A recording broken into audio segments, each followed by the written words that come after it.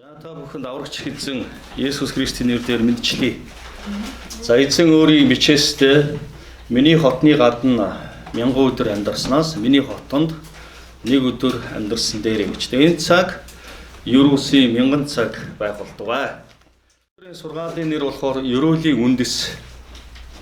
За энэ дээр нэг хүүгээ ерөөсөн аавын тухай нэг түүх гарч ирж байгаа. За Эхлэл номын 27-гийн 26-аас 29 дээр. За Исаак өөрийн хүүгээ ерөөх гэж байгаа. За тэгээд хүүдээлсэн. За миний хүү ойртоод ирээ. Тэгээд намайг үнсээ гэж хэлсэн. За тэгээд нэгдүгээрт нь бидний амьдрал үнэхээр ерөөхдхийн тулд бид эзэн лүү ойртох ёстой. За Яаков номон дээр эзэнд ойрт тэгвэл тэр та нарт ойртно гэж хэлсэн. Тэгвэл бидний амьдрал үнэхээр сайн сайхан гайхамшигтай өрөөгдсөн байхын тулд бид эзэнд ойртох бүх анхаарлаа тавих ёстой. За тэгвэл хоёр дахь ерөөлийн үндэс болсон хэсэг нь болохоор эзний хүнд ойртох. Тэгвэл тэдний зөвлөгөө удирдамж нь эзэн бас тэр хүмүүсээр дамжуулан танд үгээ хэлэх болно. Тэгвэл хоёр дахь ерөөлийн үндэс маань бид эзний хүмүүст ойртох ёстой байна. За гурав дахь зүйл нь эзэнд итгэдэг ах дүүстэй ойртох. За энэ дээр холбоотой ишлэгийг бүгд Еврей номын 10:25-аас уншина. Ингэхдээ зарим хүмүүсийн зуршил болсон шиг хамтран цуглахаа болилгүй, харин нөгөө өдөр ойртож бүг харах тусам бие биеэ зоригжуулъя. За тэгэхээр бид нар бие биенээ зоригжуулахын тулд, бие биендээ өрөөлүүлэхийн тулд бид хамтдаа бие биендээ ойртох ёстой байна. За тэгэхээр нэм гарагт хүмүүс цуглаандаа ирэх үед ингээ бүгдээрээ бие биетэйгээ сайн байцгаана уу гэдэг бие биетэйгээ мэдлэн. За амьдрал ах уу бүх зүйл дажгүй үстэй. Хүмүүс бүгдээрээ дажгүй гэж хэлнэ.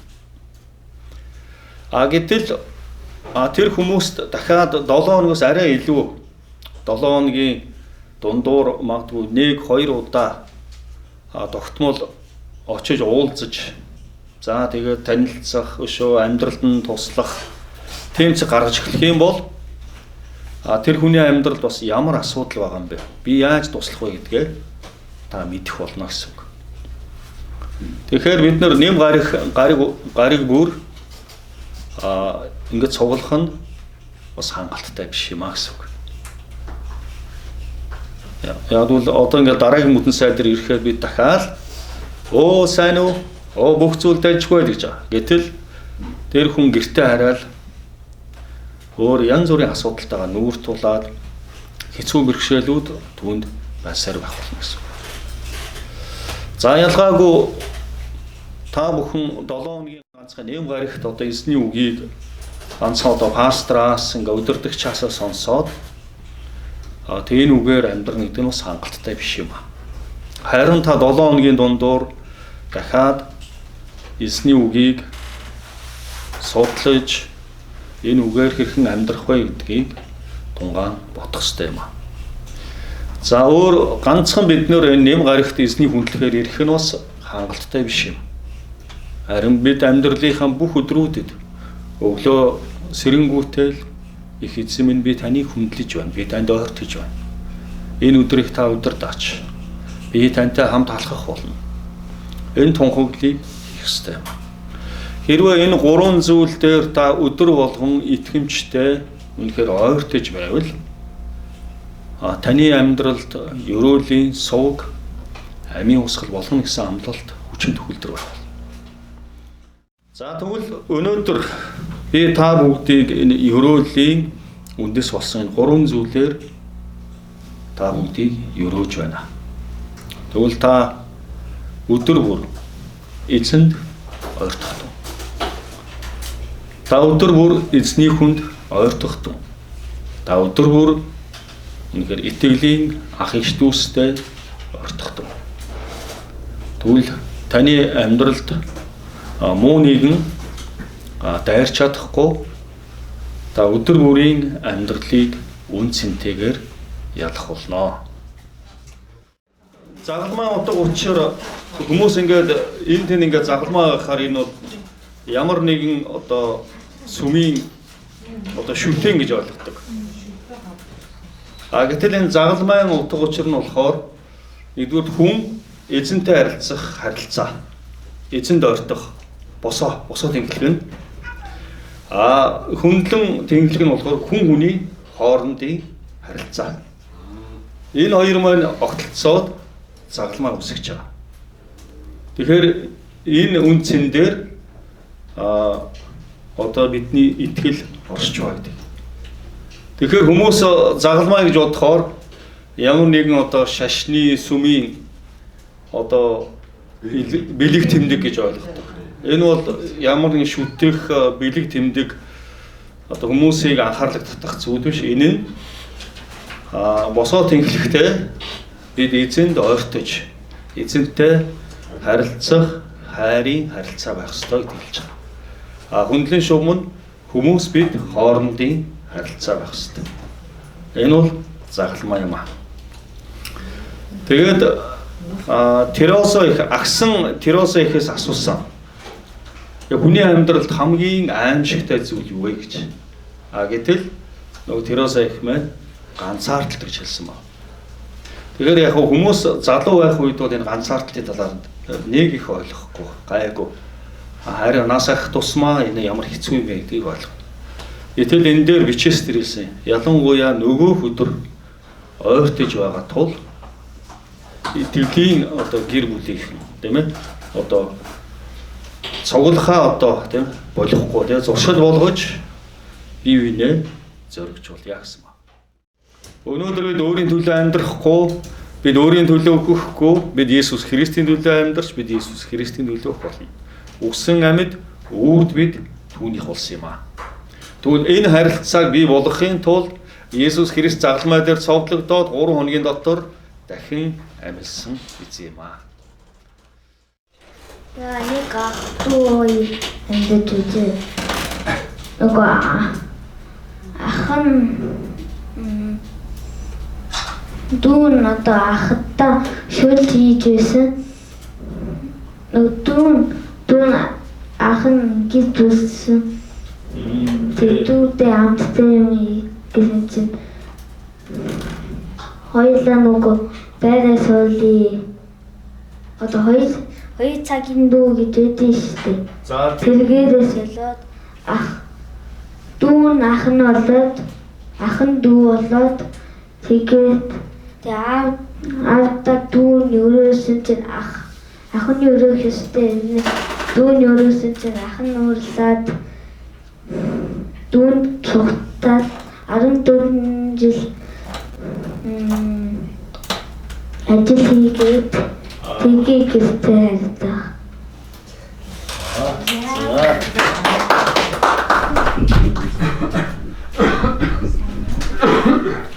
За энэ нөгөө юу яриад байна? Нөгөө Яаков Есүс хоёрын түүх ярьж байна. Нөгөө хоёр ихээр ах トゥ хоёр байгаад тэгээд дүүн ерөөлийг авахын тулд нөгөө хоол хийж яхад ах нь өлсөөр нөгөө дүүгээс уусан ба. Надад хоолоо өгч гэсэн. За тэгвэл би ууган хүүгийн надад ирэхээ хүчих юм бол би хоол өгье гэж чи нөгөө ах нь болохоор тэр нь ямар чухал юм бэ гэдгийг ойлгохгүй дүүдээ хоолоор усэлждэг. Яг хоёр ихэр учраас хоёр ихэр юм чинь ялгаа юу аа. Гэтэл мөнхийн эзэн болохоор ууган хүүгийн өрөөнө гэсэн тийм одоо гол ичлэл байсан учраас яг тэр цагт нөгөө байран солигдчихж байгаа. Тэгээд нөгөө дүүн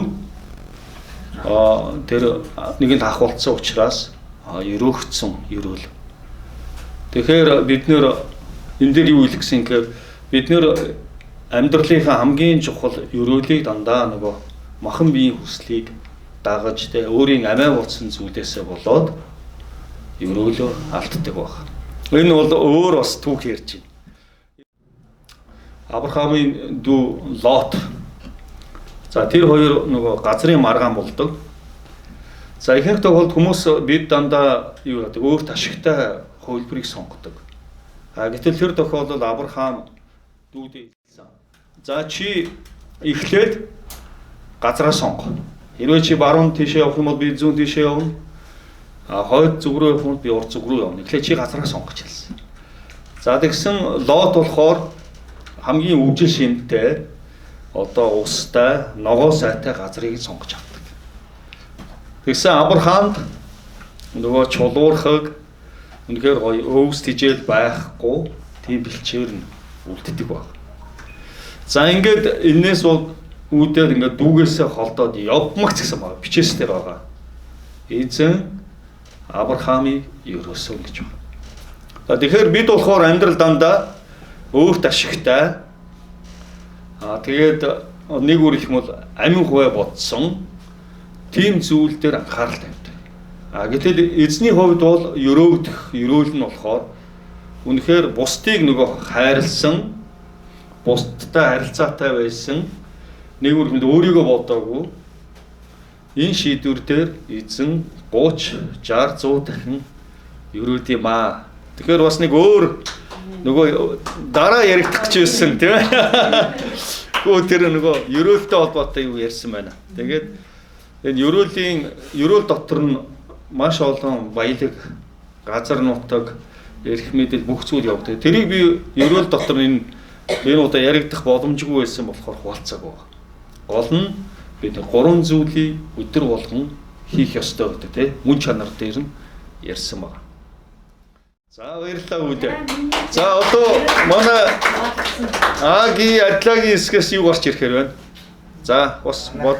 Том сэдв гарч байна. За болж байна. За хуваалцъя. Зүгээр бүгдд нь бас ерөөд болно шүү дээ. Эндээс нөгөө бүрнээ яриад бас дахиад гоё сэдв гаргаж ирж шин. Вау. 3 болохоор нөгөө яг 3 зүйлийн талаар тэгээд энэ 3 зүйлийг хэрхэн нөгөө одоо хэрэгжүүл ихвэ гэдэг тал дээр ихэд ярилцсан. Голдоо тэгээд яг эзэнтэй нөгөө нэг харилцах дээр бид нар эзний библийг унших хэрэгтэй, өдөр болгон эзний үгийг уншиж түүгээр ингээд алхах хэрэгтэй гэдэг тал дээр ирсэн. Тэгээд залбирал дээр бас яг нөгөө нэг өөрсдөө дээр байгаа яадаг хэрхэн залбирдаг талаараа бас хоорондоо хуваалцсан. Тэгээд эзэн дотор бас нөгөө нэг ахын дүүстэйгээ бас харилцаатай байх нь чухлаа гэдэг дээр бас ярилцсан. Тэгээд яг миний нөгөө нэг яг залбирал гэдэг дээр эзэнтэй харилцаа гэдэг дээр бас яг нөгөө бодогддог зүйлсээ би бас хуваалцсан. Нөгөө нэг бид нар ингээд айлт манай гэрт ч юм уу те хүмүүс зачин ирэх юм бол бид нар өөстө хамгийн сайн те хамгийн эмтэй шүнтэй юм өгөөл та нөгөө зачин айгүй дээлдэг те. Гэтэ яг тэртэй адилхан өдөр болгон миний зүрх сэтгэлд эзэн орж ирэхэд бид нар яг эзнийг яг тэгэж дайлж цайлж тэ эзэнтэй яг хуваалцаж эзний үгийг бас түүнтэй хуваалцаж чадчихна тий өдөр болгон эзэн ингээд амар нормаал гарч ийн эсвэл эзэн баяр хүртэйгээр таны зүрх сэтгэл дотор ингээд өдөр болгон байж гин үү гэдэг яг энийг ингээд бодглохлоор яг ингээд эзэн одоо өнөөдөр яг миний зүрх сэтгэлд би 10 цаг гацсан залбирчлаа даа өнөөдөр ч яг тиймэрхүү болчлаа даа гэдэг тий тэгэж ерөөхдөө боддог талаараас яг хуваалцсан. Тэгээд өдөр болгон яг ингээд эзэнтэй залбираад ингээд одоо хорон мөч бүрт тэгээд эзэн за би ингээд ийш явж эзэн танаатай хамт байгаарай. Тэгээд би одоо энийг хийх гэж эзэн танаатай хамт байгаарай гэд өргөлж эзэнтэй байх тал дээр хамтдаа залбирах тал дээрээс гураас хэлсэн. Тэгээд энэ гурав дээр За яг Адлагийн хэсэг дээр бас нэг сэдв гарч ирж байна. Нөгөө Йошуад амлагдсан газрыг бүгдийг эзэлж аваа гэсэн тийм тушаал ирсэн. За гэтэл Гибеон гэдэг нэг үндэстэн одоо хуурм эхлэлт хийхээр өөрөөсөө тийм цоорхой таавчиг, ноорхой хувцас тэгээд нэг ядарсан төрхтэй нэг бүлэг хүмүүсийг Йошуа руу явуулсан байна. Тэгээд тэр нь болохоор ингээд бид нар ас холоос ирж тийм ээ та нарын одоо дээдэлдэг тэр бурхныг тэр мөнхийн эзнийг хүндлэх гэсэн юм а гэсэн. Гэсэн энэ дэр нөгөө Йошуа нь өөрөө тэрийг эзнээс асуугаагүй. Нэгсэн эзэнтэй харилцаатай байгааг өөрийнхөө бодоод хөөх ямар гоё сэтгэл нь хөдлөөд за тэгвэл та нартай гэрээ байгуулъя. Та нарт би үргэлж тэр сайн сайхан зүйлийг хандна гэд гэрээ байгуулсан. За тэгээд дараа нөгөө Йошуагийн тэр одоо айрам нөгөө газар нутгийн эзлэх гэсэн чинь яг Гибеонээр ирсэн чинь нөгөө хэд нь яасан баг? Гэрээгээ үзүүлсэн. За та нар биднэрт ямар ч муу юм хийхгүй гэсэн штэ гэд одоо нэсээ залдчихсан. Тэгэхээр үнэхээр яагаад ч нэгд гэрээ байгуулсан учраас устгаж болохгүй. Тэгээ бүгдийг нь боол болгосон байгаа. Нэг үгээр хэлэх юм бол түлээчин, усчин, малчин болгосон. А тэгвэл тэр нь дараа нь 3-4 үеийн дараа Израильд гамшиг болсон баг, гай болсон баг. Яг бол үрүүд нь босч ирээд одоо бэрхшээл үүсгэсэн. Тэгээ тэн дээр юу болсон гэхээр уг нь Йошуа яг тийм тохиолдолд ч гэсэн нөгөө эзэнтэй харилцаатай эзнээс тийм ээ залбирч асуусан эзэн минь энд одоо яаж хандах вэ гэж хандсан бол эзэн хамгийн сайнаар хэлж өгөх байсан. За тэгэхээр энэ дээр бид амьдралдаа бас юу үлддэг вэ гэвэл дандаа бид дэндүү өөрийнхөө хүслээр өөрийн санаагаар маш их юм хийдэг. Гэтэл тэр нь дараа нь бидний амьдрал асар их хор хохирол бас авцардаг. Тэгэхээр энэ цагт яг үгэл хэрвээ би эзэнтэй харилцаатай, эзэнтэй ойр байх юм бол би хамгийн зөв, хамгийн сайн шийдвэрийг гаргана гэсэн үг. Ихэнх тохиолдолд бид нар эзэнтэй ойр байхгүй байгаагаас болоод бидний амьдралд гарч байгаа шийдвэр дандаа буруу шийдвэр гаргадаг. За тэгээд дараа нь амьдралын явцдаа тэр буруу шийдвэрээсээ болоод за 4 хүүдээр ярьж ирсэн. Хэдий тэр ууган хүүгийн эрхийг авах байсан ч гэсэн тэр өөрийн одоо аавыг мэхэлсэн учраас Бурхан түүний 14 жилийн амьдралыг мэхэлдэг баг. Гэтэл тэр чинь тухайн үед нэг хэсэгхэн нэг үйл явдал болж байгаа ш. Тэгсэн хэрнээ 14 жил түүний амьдрал мэхлэгддэг. Тэгээ мэхлэгдсэний дараа тэр өөр гимших үед эзэн нөгөө өрөөлөө нөгөө тэнгэрийн баялаг, газрын шүүдэр, өөр тариа тэр бүх агуу зүйлсээ түүнд өрөөл болгодог баг. За тэгвэл би та бүгдийг бас өнөөдөр өрөөлийн үндэс тийм ээ. Эзэн та бүгдийг үнэхээр гайхамшигтайгаар өрөөхийг хүсэж байна. Тэгээ нэгдүгээрт нь та эзэнд ойртох тун. Хоёрдугаарт нь та эзний хүнд ойртох тун. Гуравдугаарт нь итгэлийн ах эгч дүүстэй ойртох тун. Тэгвэл эзэн таныг өрөөх болно. Таны амьдралд агуу гайхамшигтай зүйлсүүд байх болно.